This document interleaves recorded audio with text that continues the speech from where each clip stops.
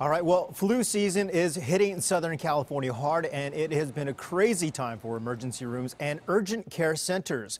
And it hasn't even peaked yet. That's expected to happen next month in February. Here to talk more about it is Dr. Charles Jackson. He's a family physician from Huntington Beach with Monarch Medical. Good morning. Thank you for coming in, doctor. We appreciate it.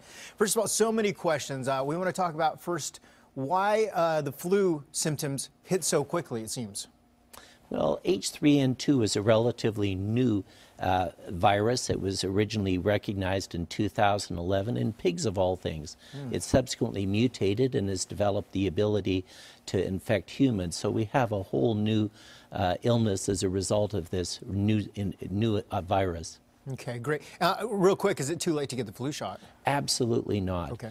As in real estate, location, location, location. This is prevention, prevention, prevention.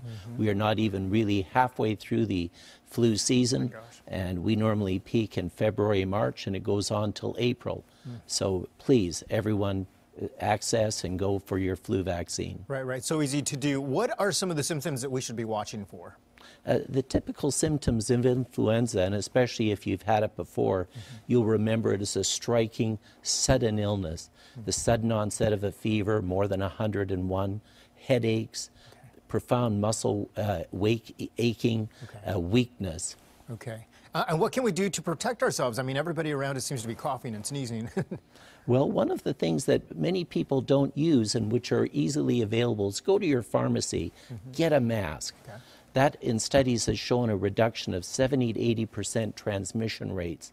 The other, wash the hands. We all use objects, doorknobs, remote TV controls, computers. That's where we spread it to other people. Okay, sure. The mask, is there a specific type that we should be looking for, or just over the counter? Even the most simple type provides that 70%. There's more sophisticated types called the N95, but which for most of us, we just need the simplest. Okay, once you do come down with the flu, what's the best thing to do?